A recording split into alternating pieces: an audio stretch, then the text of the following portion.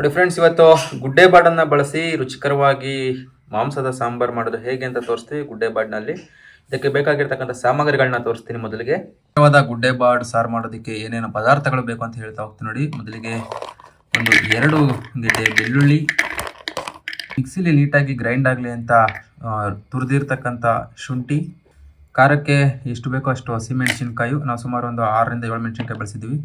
ಮತ್ತು ಗೋಡಂಬಿ. ಹೌದು, ಏನಿದು ಮಟನ್ ಸಾರಿಗೆ ಗೋಡಂಬಿ ಬಳಸ್ತಾ ಇದ್ದೀರಿ ಅಂದ್ರೆ ನೋಡಿ, ಮುಂದೆ ತೋರಿಸ್ತಿದ್ದಾರೆ ಟೇಸ್ಟ್ ಏನು ಅಂತ ಹೇಳ್ಬಿಟ್ಟು. ಒಗ್ಗರಣೆ ಮಾಡೋದಕ್ಕೆ ಈರುಳ್ಳಿ ಬೇಕು, ಮತ್ತು ಇದನ್ನು ಫ್ರೈ ಮಾಡಿ ಗ್ರೈಂಡ್ ಮಾಡೋದಕ್ಕೂ ಕೂಡ ಈರುಳ್ಳಿ ಬೇಕಾಗುತ್ತೆ. ನಾವೊಂದು 2 ರಿಂದ 2.5 ಈರುಳ್ಳಿನ ಕಟ್ ಮಾಡ್ಕೊಂಡಿದ್ದೀವಿ. ಮತ್ತು ಟೊಮೊಟೊ. ಈಗ ನಾವು ಬಳಸ್ತಾ ಇರ್ತಕ್ಕಂಥ, ಇಲ್ಲಿ ಪ್ರಿಪೇರ್ ಮಾಡ್ತಾ ಇರ್ತಕ್ಕಂಥದ್ದು ಕಂಪ್ಲೀಟಾಗಿ ಫ್ರೈ ಮಾಡಿ ಮಸಾಲೆಗೆ, ಸಾಂಬಾರಿಗೆ ಮಸಾಲೆನ ರೆಡಿ ಮಾಡ್ಕೊತಾ ಇದ್ದೀವಿ. ಮತ್ತು ಕಾಯಿ ತುರಿ, ಇದು ಕೂಡ ರುಬ್ಬೋದಕ್ಕೆ ಈಸಿ ಆಗಲಿ, ಗ್ರೈಂಡ್ ಮಾಡೋದಕ್ಕೆ ಈಸಿ ಆಗಲಿ ಅಂತ ಹೇಳ್ಬಿಟ್ಟು ನಾವು ತುರ್ಕೊಂಡು ಇಟ್ಕೊಂಡಿದ್ದೀವಿ. ಇದನ್ನು ಕೂಡ ತುಂಬ ಟೇಸ್ಟ್ ಕೊಡುತ್ತೆ ಕಾಯಿ ತುರಿ ಮಟನ್ ಸಾರಿಗೆ, ಮತ್ತು ಗಟ್ಟಿ ಬರುತ್ತೆ ಮಟನ್ ಸಾರು. ಕಡಲೆ ಹಾಕೊತಾ ಇದ್ವಿ ನಾವು. ಇದು ಕಡಲೆ ಸಾಂಬಾರಿಗೆ ರುಚಿನೂ ಬರುತ್ತೆ, ಅದೇ ರೀತಿ ಒಳ್ಳೆ ಟೇಸ್ಟ್ ಕೂಡ ಬರುತ್ತೆ. ಮಂದ ಆಗುತ್ತೆ, ಸಾಂಬಾರು ಗಟ್ಟಿ ಬರುತ್ತೆ. ಈ ಎಣ್ಣೆ ನಾರ್ಮಲ್ ಆಗಿ ಮೊದಲೇ ಎಣ್ಣೆ ಹಾಕ್ತಾರೆ, ನಾವು ಮತ್ತೊಂದು ವಿಶಿಷ್ಟವಾಗಿ ತೋರಿಸ್ತಾ ಇದ್ದೀವಿ. ನೋಡಿ, ಎಲ್ಲ ಐಟಮ್ ಹಾಕ್ಕೊಂಡು ಅದಕ್ಕೆ ಎಣ್ಣೆ ಹಾಕಿ ಇದನ್ನು ಫ್ರೈ ಮಾಡ್ಕೊಳ್ಳೋಣ. ಒಂದು 10 ರಿಂದ 15 ನಿಮಿಷಗಳ ಕಾಲ ನೀಟಾಗಿ ಫ್ರೈ ಮಾಡಿಕೊಂಡು ಇದನ್ನು ಗ್ರೈಂಡ್ ಮಾಡಬೇಕಾಗುತ್ತೆ. ಈಗ ಇದನ್ನು ಫ್ರೈ ಮಾಡ್ತೀವಿ, ಇಟ್ಟಿದ್ದೀವಿ. ಈಗ ಒಂದಷ್ಟು ಲವಂಗ, ಸುಮಾರು ಒಂದು 8 ರಿಂದ 10 ಲವಂಗ, ಜೊತೆಗೆ ಚಕ್ಕೆಯನ್ನು ಕೂಡ ಇದರಲ್ಲಿ ಫ್ರೈ ಮಾಡ್ಕೊಬೇಕಾಗುತ್ತೆ. ನೋಡಿ, ಚಕ್ಕೆ ಹಾಕ್ತಾ ಇದ್ದೀವಿ. ಎಲ್ಲವನ್ನು ಕೂಡ ಹದವಾಗಿ ಬೇಯಿಸ್ಕೊಬೇಕು, ಅಂದರೆ ಫ್ರೈ ಮಾಡ್ಕೊಬೇಕು. ಫ್ಲೇಮಲ್ಲಿ ಇಟ್ಕೊಂಡು ನೀಟಾಗಿ ಫ್ರೈ ಮಾಡಬೇಕು. ಇದು ನಿಮಗೆ ಅಡುಗೆಗೆ ರುಚಿ ಬರುತ್ತೆ, ಮತ್ತು ಸಾಂಬಾರಿಗೆ ಕೆಲವರು ಮನೆಯಲ್ಲಿ ಮಟನ್ ಸಾರು ಮಾಡಿದಾಗ ಸ್ವಲ್ಪ ಸ್ಮೆಲ್ ಬರ್ತಾ ಇರುತ್ತೆ. ಫಸ್ಟ್ ಟೈಮ್ ಮಟನ್ ತಿನ್ನೋರಿಗೆ ಆ ಸ್ಮೆಲ್ಲಿಂದ ಮಟನ್ ತಿನ್ನಬೇಕು ಅಂತ ಅನಿಸೋದಿಲ್ಲ. ಈ ರೀತಿಯಾಗಿ ಮಾಡಿದ್ರೆ ರುಚಿಕಟ್ಟಾಗಿ ತುಂಬ ಚೆನ್ನಾಗಿ ಬರುತ್ತೆ ಟೇಸ್ಟು. ಇದರ ಗೋಲ್ಡನ್ ಬ್ರೌನ್ ಇದನ್ನು ಫ್ರೈ ಮಾಡಬೇಕು. ಎಲ್ಲ ಐಟಮ್ನ ಒಟ್ಟಿಗೆ ಹಾಕ್ಕೊಂಡು ಫ್ರೈ ಮಾಡ್ಬೋದು, ಏನೂ ಆಗಲ್ಲ, ತುಂಬ ಚೆನ್ನಾಗಿರುತ್ತೆ ಟೇಸ್ಟ್. ನಾವು ಯಾವಾಗಲೂ ಹಿಂಗೆ ಸಾಮಾನ್ಯವಾಗಿ ನಾವು ಮನೇಲಿ ಅಡುಗೆ ಮಾಡಬೇಕಾದ್ರೆ ಮಾಡೋದು.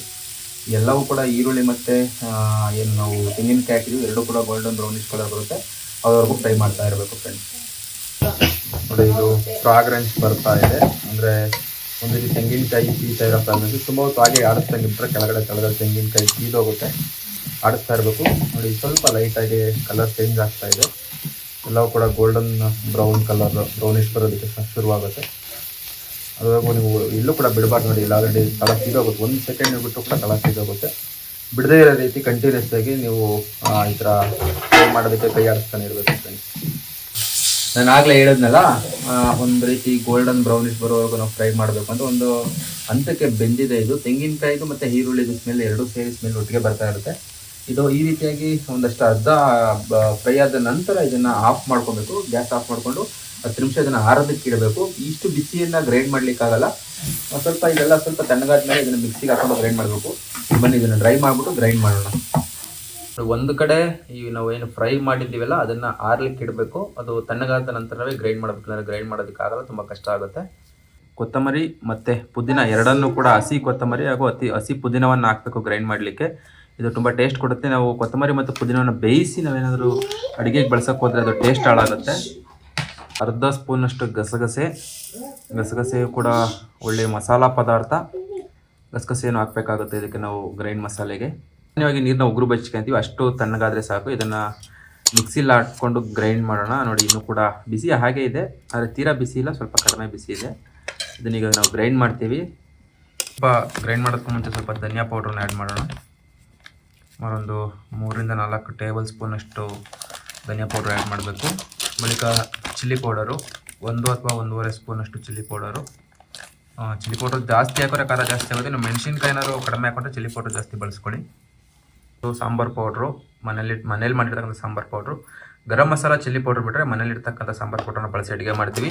ಇದಕ್ಕೆ ಯಾವುದೇ ರೀತಿ ಮಟನ್ ಮಸಾಲ ಅಥವಾ ಚಿಕನ್ ಮಸಾಲ ಯಾವುದನ್ನು ಬಳಸಲ್ಲ. ಮನೇಲಿ ಏನು ನಾವು ಸಾಂಬಾರು ಪೌಡ್ರ್ ರೆಡಿ ಮಾಡ್ಕೊಡ್ತೀವಿ, ಆ ಸಾಂಬಾರು ಪೌಡ್ರ್ ಜೊತೆಗೆ ಸ್ವಲ್ಪ ಗರಂ ಮಸಾಲ ಹಾಗೂ ಚಿಲ್ಲಿ ಪೌಡರ್ ಎರಡನ್ನು ಮಾತ್ರ ಬಳಸ್ತೀವಿ ನಾವು ಹೊರಗಡೆಯಿಂದ ತಂದಿರ್ತಕ್ಕಂಥದ್ದು. ಗರಂ ಮಸಾಲನ್ನು ಕೂಡ ನಾವು ಮನೇಲಿ ಮಾಡ್ಕೊತಾ ಇದ್ದೀವಿ, ಆದರೆ ಗರಂ ಮಸಾಲ ಖಾಲಿ ಆಗಿರೋದ್ರಿಂದ ಇವತ್ತು ಅಂಗಡಿಯಿಂದ ತಗೊಂಡು ಬಂದು ಬಳಸ್ತಾ ಇದ್ದೀವಿ. ಗ್ರೈಂಡ್ ಮಾಡ್ಕೊಳ್ಳೋಣ, ನೀಟಾಗಿ ಗ್ರೈಂಡ್ ಮಾಡ್ಕೊಳ್ಳೋಣ. ಪೇಸ್ಟ್ ಥರ ಆಗಬೇಕು, ಆ ರೀತಿ ಗ್ರೈಂಡ್ ಮಾಡೋಣ.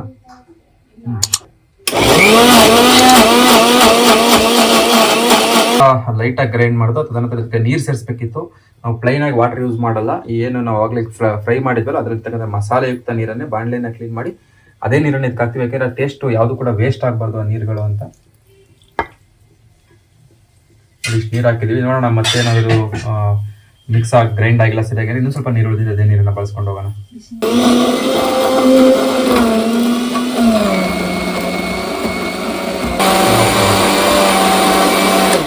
ನೋಡಿ ಆಫ್ ಮಾಡ್ಕೊಂಡಿದ್ದೀವಿ. ಓಪನ್ ಮಾಡ್ತೀನಿ, ಯಾವ ರೀತಿ ಐತೆ ನೋಡೋಣ, ಯಾವ ಥರ ಗ್ರೈಂಡ್ ಆಗಿದೆ.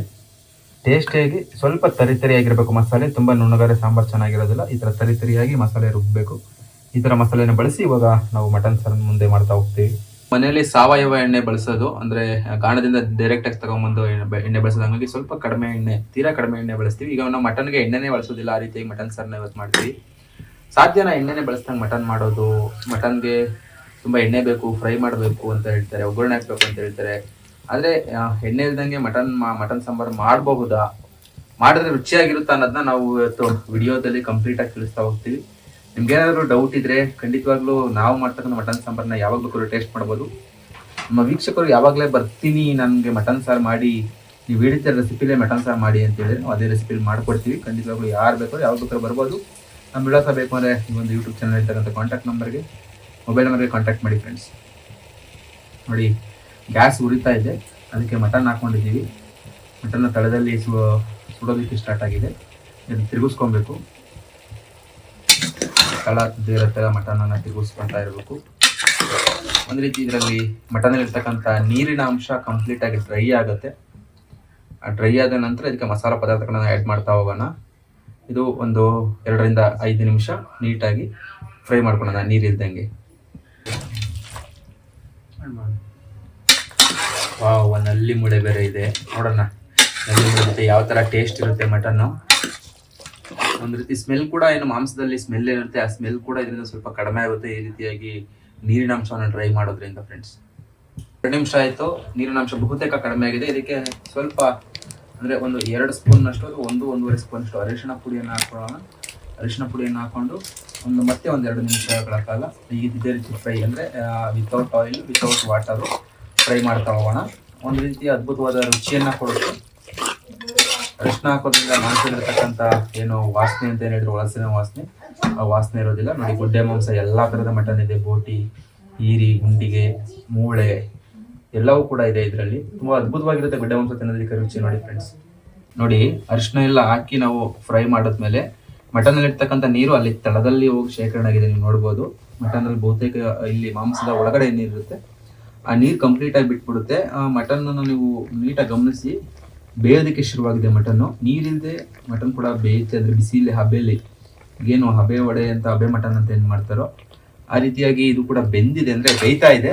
ಇದೇ ರೀತಿ ಮತ್ತೆ ಸುಮಾರು ಒಂದು 10 ನಿಮಿಷಗಳ ಕಾಲ ನೀರಿಲ್ದಂಗೆ ಇದು ನಾವು ಬೇಯಿಸಬೇಕಾಗುತ್ತೆ ಸ್ನೇಹಿತರೆ. ಇದು ಒಂದು 10 ನಿಮಿಷಗಳ ನಂತರ ಡ್ರೈ ಏನು 10 ನಿಮಿಷ ಫ್ರೈ ಮಾಡ್ತೀವಿ, 10 ನಿಮಿಷಗಳ ನಂತರ ಮಸಾಲೆ ಹಾಕ್ಬೇಕು. ಇದಕ್ಕೆ ನಾವು ಆಗಲೇ ಯಾವುದೋ ಮಸಾಲೆನ ರುಬ್ಕೊಂಡ್ವಿ, ಈರುಳ್ಳಿ, ಟೊಮೊಟೊ ಎಲ್ಲ ಬೇರೆ ಬೇರೆ ಮಸಾಲ ಪದಾರ್ಥಗಳನ್ನು ಸೇರಿಸಿ ಮತ್ತೊಂದು ಮಸಾಲೆಯನ್ನು ನಾವು ಗ್ರೈಂಡ್ ಮಾಡಿಕೊಂಡು ಆ ಮಸಾಲೆಯನ್ನು ಈ ಒಂದು ಸಾಂಬಾರಿಗೆ ಮಿಕ್ಸ್ ಮಾಡೋಣ. ನೋಡೋಣ ಯಾವ ರೀತಿಯಾಗಿ ಟೇಸ್ಟ್ ಬರುತ್ತೆ.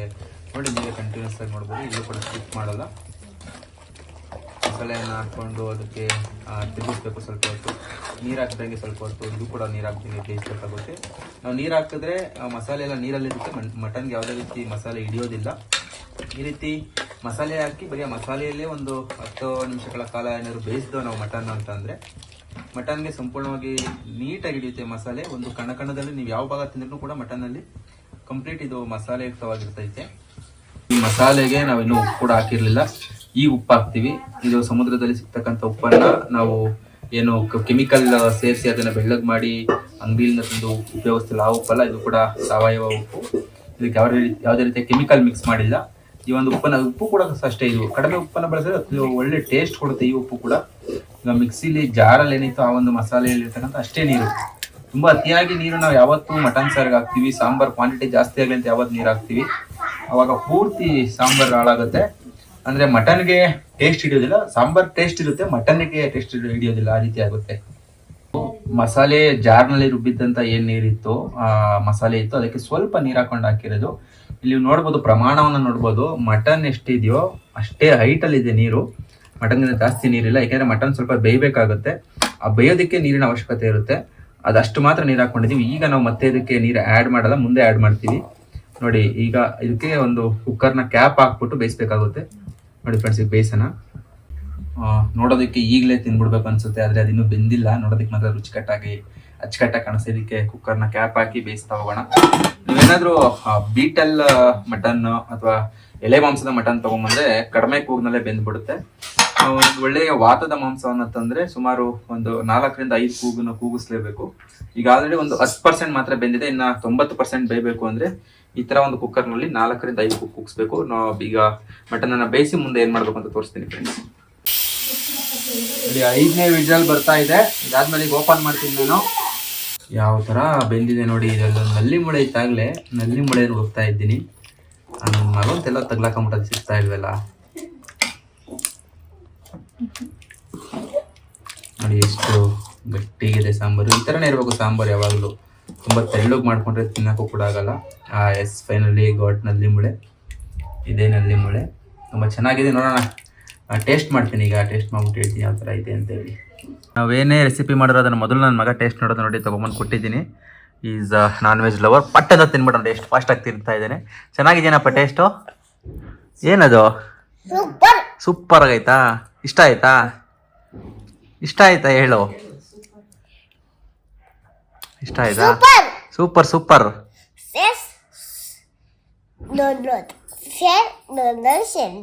ನೋಡಿ ಸೂಪರ್ ಆಗಿದೆಯಂತೆ. ಅವ್ನು ಕುಂತಿರೋ ಸ್ಟೈಲ್ ನೋಡಿ, ಯಾವ್ದಾರು ಹಳ್ಳಿಲಿ ಹಳೆ ಕಾಲದ ತಾತನ ಥರ ಕುಂತ್ಕೊಂಡು ಮಟನ್ ತಿಂತಾ ಇದ್ದೆ. ತಿನ್ನಪ್ಪ. ನೋಡಿ ಎಲ್ಲ ಕೂಡ ಈಸ್ ನಾನ್ ವೆಜ್ ಲವರ್. ತುಂಬ ಇಷ್ಟಪಟ್ಟು ನನಗೆ ಮಟನ್ ಬೇಕು ಅಂತ ತರಿಸ್ಕೊಂಡು ಇವತ್ತು ಮಟನ್ ತಿಂತಾ ಇರೋದು. ನೀವು ಕೂಡ ಮನೇಲಿ ಟ್ರೈ ಮಾಡಿ. ಮುಂದೆ ನಾನು ಮುದ್ದೆ ಜೊತೆ ತಿನ್ನಿಸ್ತೀನಿ ನನ್ನ ಮಗನಿಗೆ. ನೋಡೋಣ ಚೆನ್ನಾಗೈತೇನಪ್ಪ? ಅದೇನಪ್ಪ ತಂದಿತ್ತು? ಸೂಪರ್. ಹೇಳ್ಬಿಡಿ. ಸೂಪರ್. ಚೀಚಿ ಇಷ್ಟ ಆದರೆ ಲೈಕ್ ಮಾಡಿ, ಶೇರ್ ಮಾಡಿ,